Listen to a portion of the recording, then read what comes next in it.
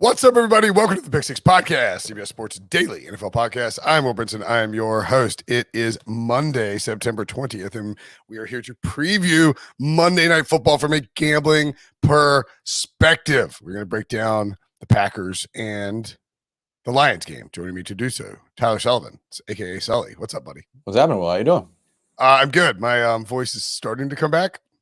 Okay. All right. Yeah, a little raspy to start. Little raspy to start. Yeah, it's the problem is I try to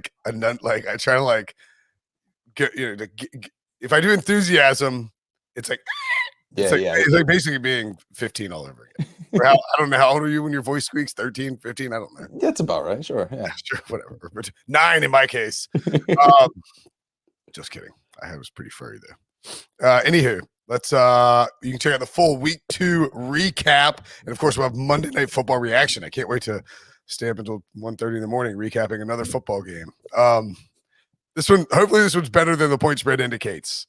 But if you want to use your football expertise to win big-time cash prizes, now's your chance with Football Pick'em from CBS Sports. Correctly pick the whole slate of games, and you can win the $100,000 jackpot this week and every week of the season by visiting cbssports.com/picks. Even if no one wins a weekly jackpot, we're still giving away $1,000 of guaranteed cash to the winner each week and $5,000 to the season-long champ. So don't wait. Make your picks and compete for the $100,000 jackpot by visiting cbssports.com/picks today. So with the Lions and the Packers are minus 11.5. The over under 48.5. The Lions on the money line are plus 450, and the Packers on the money line minus 650. I think, Sully, this speaks to the expectations of a bad Lions team, and the probability and likelihood of the Packers, who looked like behind in week 1, bouncing back against a lesser opponent than the Saints. Right. And that's, I think, exactly what it is. There's just a lot of confidence in the Green Bay Packers in the sense that they will be able to bounce back. And there really is a good amount of history to point to it, too. You look back at their past 9 matchups following a straight-up loss, 8-1 against the spread. So they do have a history of coming back after these clunky kind of performances to begin the year. And honestly, I wasn't even really that surprised that they came out so bad in that opener. After that offseason that they had, it just felt like they weren't ready to go. Maybe that loss against the Saints was a wake-up call of sorts. They can kind of, recalibrate, get back moving into a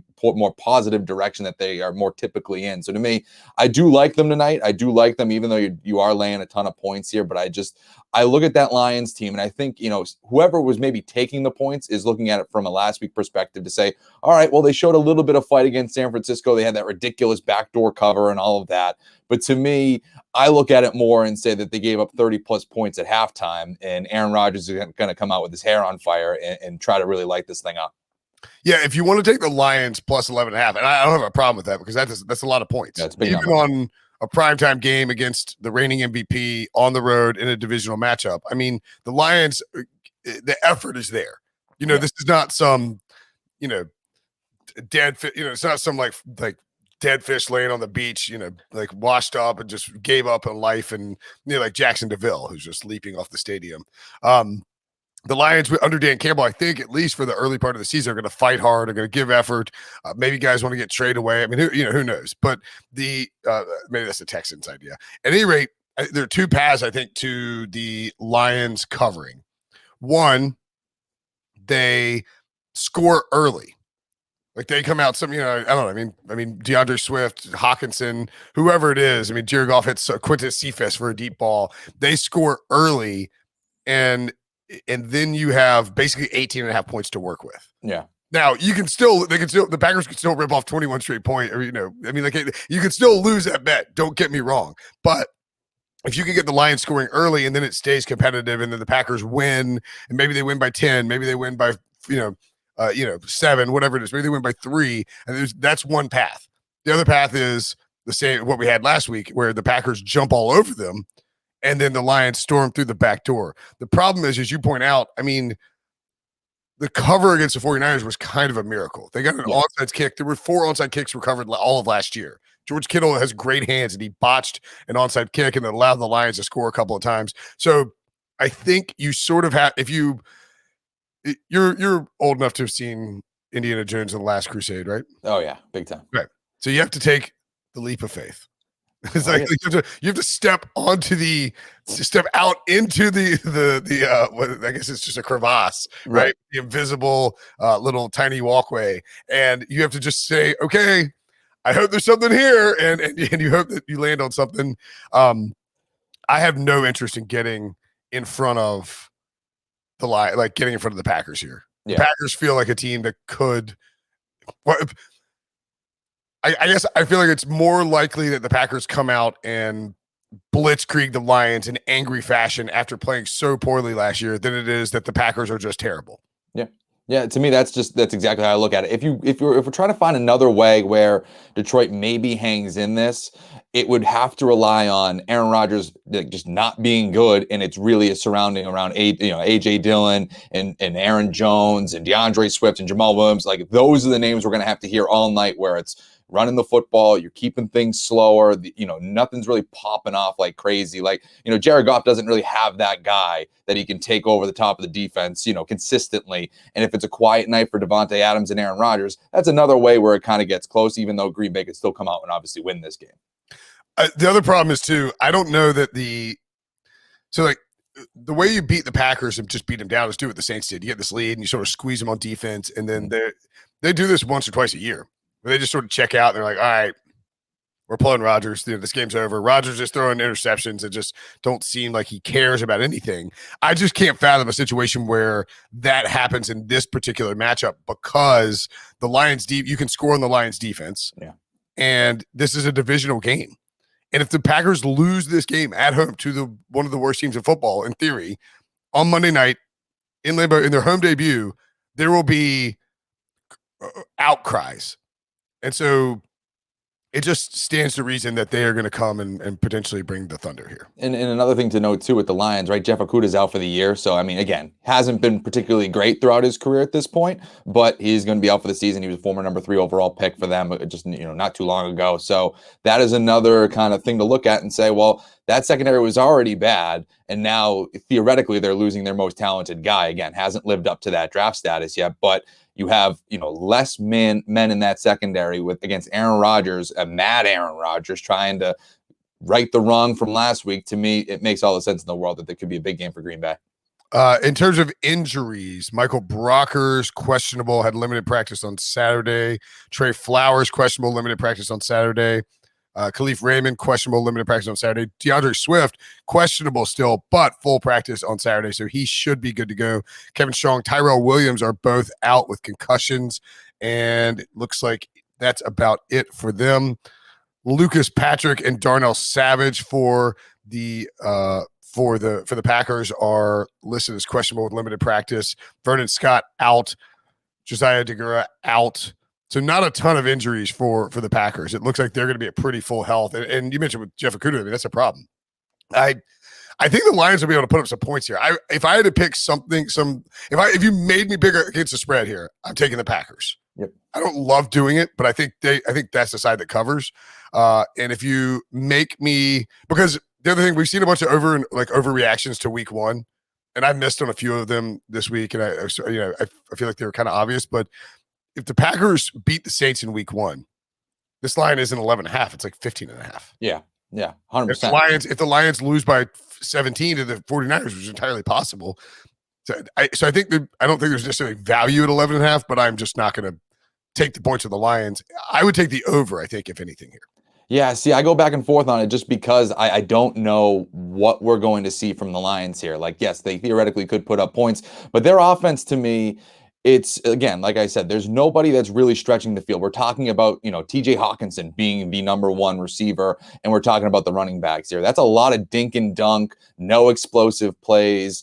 And if all of a sudden Green Bay comes out to a lead, they can really lean on Aaron Jones and AJ Dillon to just churn clock and really, not feel super threatened that Detroit can come over the top and start scoring a ton of these points in a hurry. Again, we saw it a little bit last week, but to me, that's more of an outlier. So I look at this scenario where I kind of envision where Green Bay gets out to somewhat of an early lead, leans on the run, and really has no threat from Detroit to really do anything crazy by putting up points, because they're just going to be throwing to their running backs and tight ends.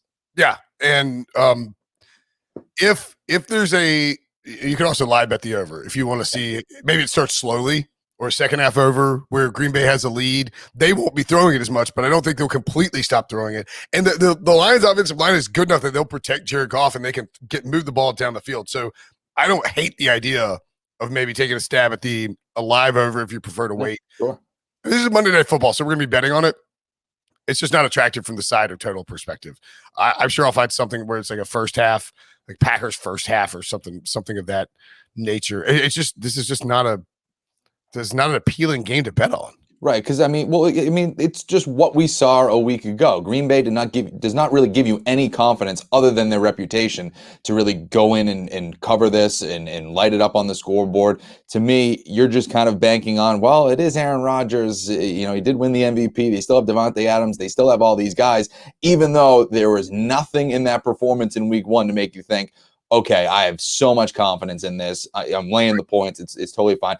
You're just going on history here, and that's not necessarily that fun, especially when you're going up against a team like Detroit, who we also just saw do a ridiculous. It was admittedly ridiculous, but they were able to cover in that game the last week. So yeah. And it's not fun. Just because we don't have, I know this is the gambling preview, and we're like, man, I don't know what I would do with this game. Like, that's okay. You don't have to you don't have to bet. Again, I would lean towards the Packers and the over. Yeah. Probably means it's the Lions and the under is the bet. But you don't have to bet on the side and total. That's why the beauty of player props, which we're going to talk about after the break, there's so many options to have action on a game without actually betting the side of the total. So coming up after the break, player props. So there are, for the way I look at this, I've already bet some of these player props because I think they're going to move up a little bit. I bet some overs, and they are essentially correlated in the sense that in my opinion, you go and look at this box score for Green Bay and for the Saints in week one. A.J. Dillon, 4 carries. Aaron Jones, 5 carries. A.J. Dillon, 19 yards. Aaron Jones, 9 yards. They didn't do anything. It was against a good run defense. And it was a team that was down 38-3. Aaron Rodgers threw 28 times, and they just gave up. They just quit. They weren't going to run the ball. They weren't going to waste their starters. So now we go and look at these rushing yards options for these guys and also rushing attempts. To me, A.J. Dillon is the play here, because if the Packers get a big lead without Jamal Williams, who's now on the Lions, by the way, Jamal Williams' revenge game, I guess, here tonight, I don't think that they're going to feed Aaron Jones in the running game. I think they're going to feed A.J. Dillon in the run game if they have any kind of a lead whatsoever. 38.5 feels very low to me for his rushing yard total. Did I send that in? What was my 2 unit? I know I said one was a 2 unit. Was it rushing yards over? I think it was rushing yards, yeah. And honestly, you look at last year, you got to remember what we saw in week 2 last year, Packers, Lions. It was Aaron Jones rushing for 168 yards on the ground. Again, is Aaron Jones going to do that? Probably not. Is A.J. Dillon going to do that? Probably not. But we're talking about a defense that's not great against the run. You have, both running backs are able to put up some significant numbers here. So to me, there is a history to point to. Again, doesn't necessarily come from week one, but what we saw, in the relative recent history that you can run on this defense. And also, Elijah Mitchell were 19 times for 104 yards against the Lions in week one. Right. This is Raheem Mostert had 2 carries for 20 yards before he got hurt. This is a team that you can run on this Lions defense. Mm-hmm. And the Packers are going to want to run, and they're going to want to use the run game to establish play action. A.J. Dillon's carries number is 8.5, and it's plus money. That is a smash for me. Yeah. So I want the Packers. And see, here's the thing: you could get there whether it's they come out and feed the running game early to score, or whether Rodgers lights them up and then they pound the ball in the second half. That total should be, that rushing attempt number should be closer to 11.5, I think. And the rushing yard total for A.J. Dillon should be closer to 45.5. So I like both of those a ton. I think the only thing that's scaring some people away from the Dillon 8.5 is that he's only had double-digit carries, I believe, once or twice in his career. Again, he's in a totally different role this year. He was, he was a rookie last year. He was behind Aaron Jones and Jamal Williams. So it's like, it's totally different now. But I think if you're looking at it, you're almost looking at, it's weird to say, but you're looking at a career night if he gets double-digit carries, as weird as that sounds, because he's only really done it once. But that's fine. But that's the perfect time to play off. Exactly. Why. Like, we look at these games, and if we're making projections about what's going to happen, typically speaking, the sports books are going to build out these props based on historical. They're not building this out based on what they think is going to happen here. They're basing it on okay, looking at the math models. Here's what Dylan has done. What does Detroit allow? I don't see a path where if the Packers are favored by 11.5 and the total is 48.5, how is there a path where there's only 24 carries for the Green Bay running backs? That doesn't make any sense whatsoever. It should be closer to 30. So I don't even really mind the over on Aaron Jones. I'm just worried if the Packers throw early, they might be dumping the ball to Aaron Jones or like using Aaron Jones in the passing game and then be like, all right, Aaron Jones is getting out. A.J. Dillon, we're going to feed him. Let's melt the clock, and then we'll bring in somebody else. And I'm trying to think who the third string running back is there. I guess it's Hill. Yeah, so maybe you bring in Hill and mop up duty in the fourth quarter. But if that's the case, then at that point, you've gotten enough out of A.J. Dillon. And that's sort of the logic that I'm using to get there. Right, and that's kind of the same scenario that I'm looking at when I like Aaron Jones's reception total over 2.5. I mean, to me, that is another smash play there because he has that role now. Jamal Williams, again, is on the Lions. That was his role a year ago. We're only going to see more from Aaron Jones. And he had 2 targets. I think he caught both of them last week, but it was a complete clunker of a game for Green Bay. That's not indicative of what it's going to be for the rest of the season. We were all drafting Aaron Jones in the first round. He was a top 5 running back in terms of all of these rankings because of this role that he is going to adopt. We just haven't seen it yet, but he is going to be involved in this passing game. So to me, over 2.5 receptions is an all-day bet for me. I also like the over 2.5 receptions. I think he's probably closer to 3, maybe 4. And again, it depends. There is a little bit. I think there's more risk here just because if for some reason the Packers get a 21-0 lead, I don't think they'll be dumping the ball to Aaron Jones. But I also believe that the Packers will be interested in. I don't think they want to just win 21-0. Yeah. People they got ripped for that game against the Saints, and they've been stewing on it for a week, and they're at home. And they're not going to want a situation where they get conservative, they're up 21-0, and all of a sudden the Lions score, 2 quick times, and they're up 7, and they're in danger of losing this game because they messed around. I would expect they put the pedal to the gas until we have a 4-score, and again, a hypothetical 4-score lead or something like that. Well, this will support that too, and I put this in one of my lotto props, but it's not the lotto prop. But if you look at Aaron Rodgers, I believe his touchdown pass total is 2.5 right now. But if you go back last year in all of Green Bay's losses, the next game, Aaron Rodgers is averaging 4 passing touchdowns per game. So, again, he was an MVP last year. It was unbelievable. But in losses, the games after losses, Aaron Rodgers was averaging 4 passing touchdowns per game. So to your point, they like to go pedal to the metal after these losses to make a statement to say, hey, no, we've righted the ship. We're back. This is what we're doing. So to me, that's another one to keep an eye on there. Again, you're asking him to throw 3 touchdowns. It's not, this is no small. You don't have to lay any juice on it too. Exactly. So to me, that one, again, goes under what you're saying. They want to make a statement, and we've even seen that from them previously. Yeah, and again, he's a reigning MVP. He's being mocked for Jeopardy. Jeopardy all off season, hanging with his girlfriend, eating edibles in California. And now he just can't play football anymore. I mean, typically if you do that to Aaron Rodgers, he's going to come back with a blowtorch and remind you why he is one of the greatest of all time. I also believe, and so this is I have the Aaron Jones over receptions. I'm with you there. DeAndre Swift over receiving yards.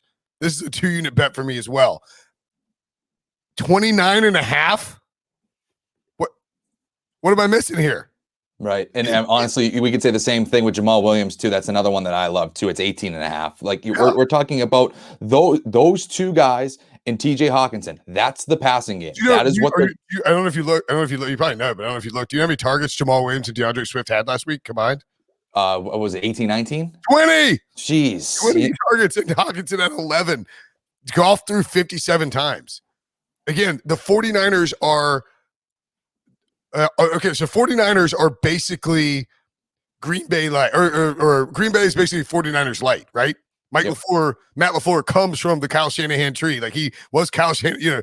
This is where he came from. They're going to try and do the same thing. They're going to run the ball a ton, try to get this lead, and then the Lions. I mean, it sets up similarly. The Lions are going to be likely playing from behind. They are likely going to be dumping it off, as you pointed out several times, to Hawkinson, to Swift, to Jamal Williams. Swift had 8 catches for 65 yards and a touchdown last week. He's fantastic in the receiving game. There is no reason that this line is so low. It should be closer to, honestly, 35.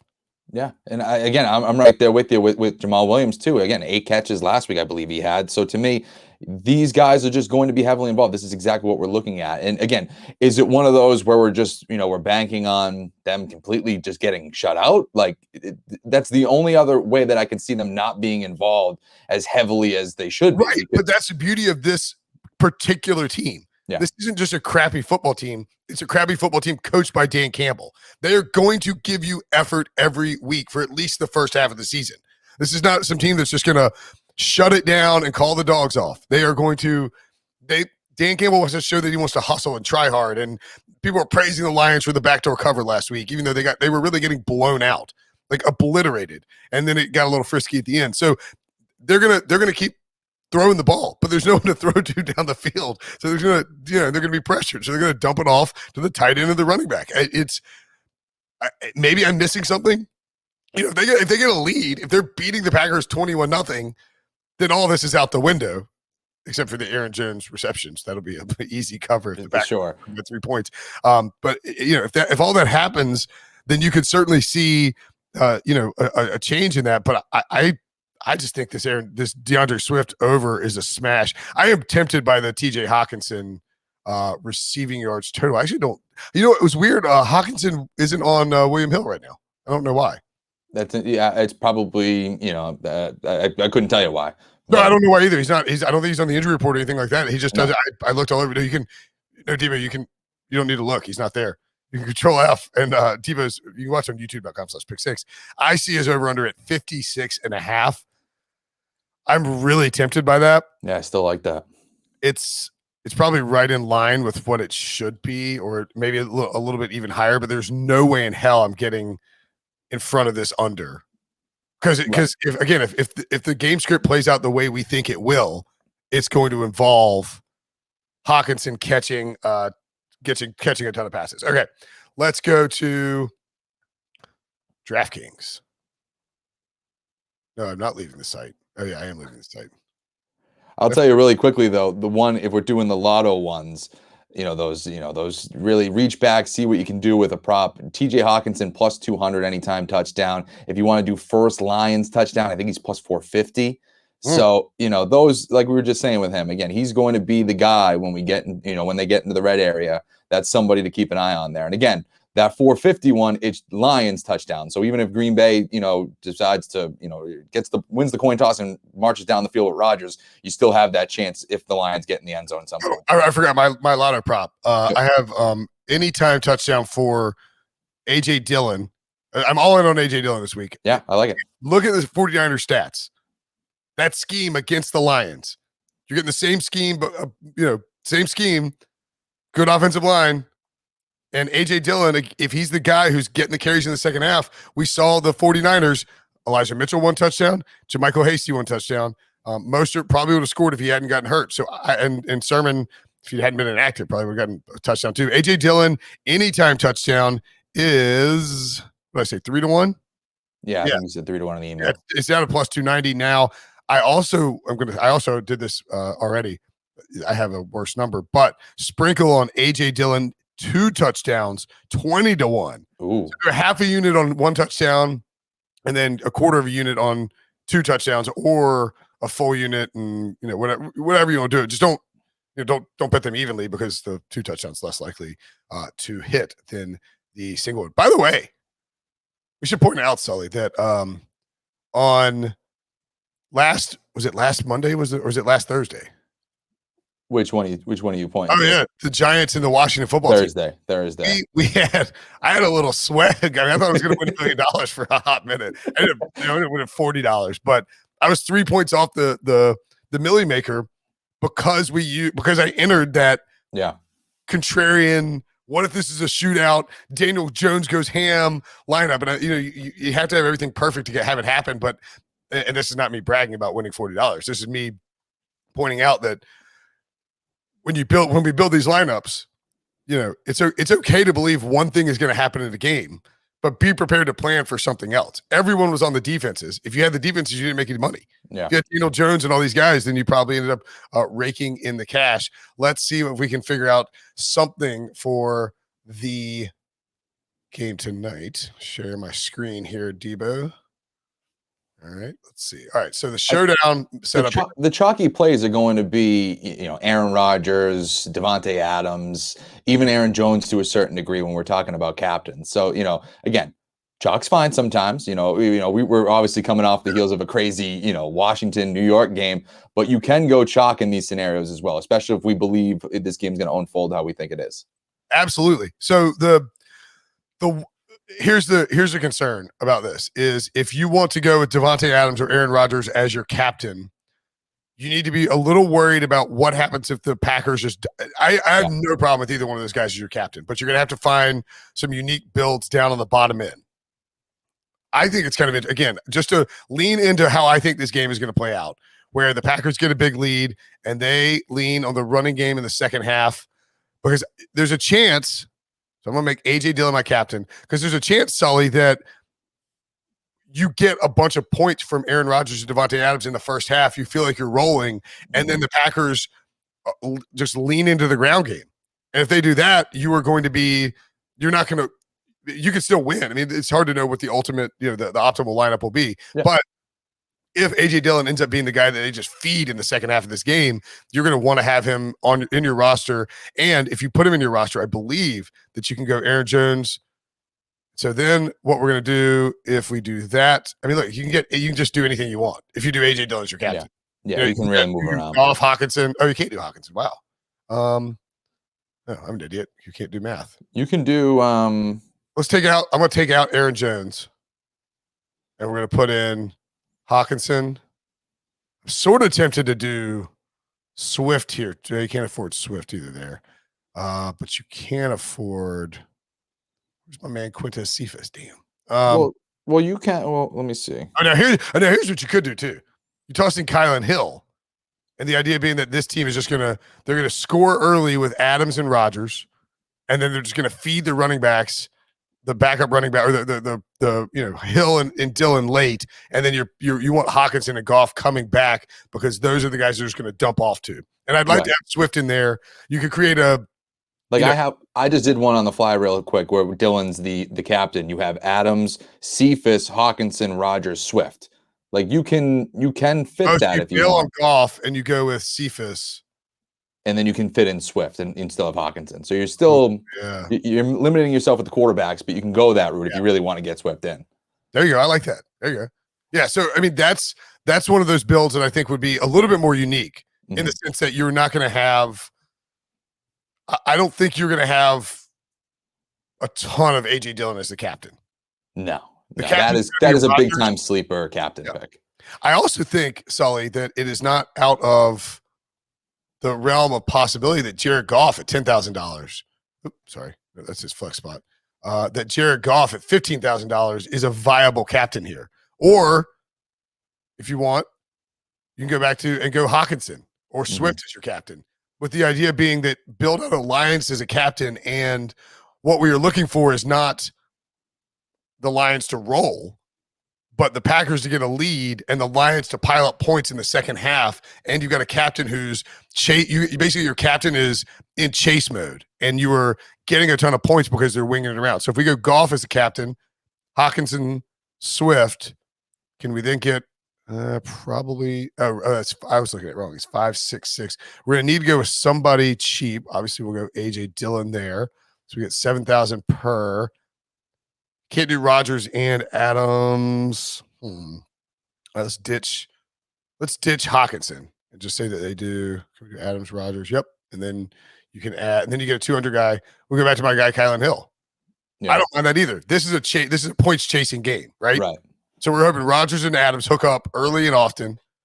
And then you have Dillon, Kylan Hill running downhill late, and Jared Goff just dumping off to Swift. And I guess you cannot go Hawkinson there instead, but you get the point. To me, those are the builds that you want to do. There's also, if you want to go full Batman and get nuts, Sully.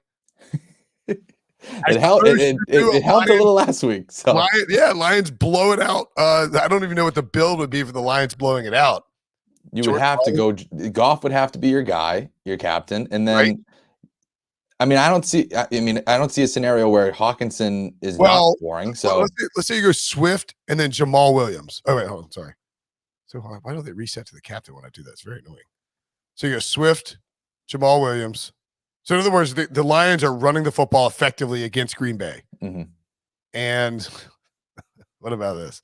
You got to squeeze in the Lions defense because they are shutting Aaron Rodgers down. And do you want? I can guarantee you nobody will have this lineup. This will be unique for sure. So Rodgers is chasing. So we got to have Aaron Jones, and then we get Valdez-Scantling.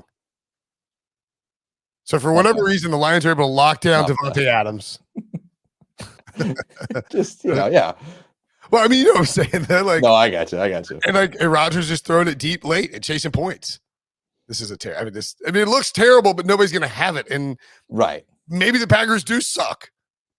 Right. I guess we haven't really dove into that too much, right? Like, I guess there is a scenario where they lost it. This whole offseason was crazy. They're just totally out of sync, and they are just not going to be a good football team. They're going to be one of these teams that take a step back. Again, not out of the realm of possibility. I actually could even see that happening in the general sense of the season, just not in this game. Like, we're talking about a team that was in the NFC Championship. What was it? 3 straight years, whatever. 26-6 for the last 2 years. Like, so, coming down. I don't like this build. Yeah, but I am gonna have a. Now, the other thing too about this build is you could, in theory, this could work even if the Packers win, or they score by going to Jones and Valdez-Scantling, and then it's Jamal Williams and DeAndre Swift just catching a bunch of dump-off passes from Jared Goff. Mm-hmm. Now, you want to get rid of the Lions defense probably and find something else if that's the case, but you get the point. Those are the unique builds that sometimes you want to look at. Any other thoughts about DFS, any other deep sleepers down the list? Like I said, I think Kylan Hill qualifies. Stone cold. I mean, he's the stone cold minimum on DraftKings at $200. You put him in there. If he's getting run in the second half, he can pay off that really easily. To me, I think Cephas is somebody to keep an eye on. Yeah. I mean, again, it's they were going crazy last week, but 7 targets. I think a lot of people are not paying too much attention because he only caught 3 passes for 12 yards, but 7 targets, and he also caught a touchdown. And Tyrell Williams is out. Something to think about there, and he's not that expensive at all. $3,800. Like, he's somebody that you can fit in when you're trying to get all these heavy hitters in. Like, if you want let me see, if you want like a Devontae Adams as your guy, he's the highest price. Like, Cephas should be in there as well because you can fit him in rather easily. It fits it in. The other guy that I think is at least worth discussing really quickly, we'll get out of here, at $6,000, Jordan Love. If the Packers were to be up 28-0 at halftime or 28-0 at the end of the third quarter, Jordan Love is probably coming in. Now, it's probably all garbage time. But if you happen to, if you want to build a Packers bludgeon Lions, it's 35-0 at halftime. Jordan Love's probably playing most of the second half. Now, he's going to hand off to A.J. Dillon and Kylan Hill. But, just worth the thought process. Because remember, they put him in there even when they were getting beat last week. All right, let's get out of here. That was a good look at it. This is a potentially fun game. There should be lots of points, but it's also a potential blowout. Maybe the Lions just blow out the Packers too. Who knows? Sully, as always, buddy, a pleasure to talk TFS and props and gambling with you. Let's go win some money.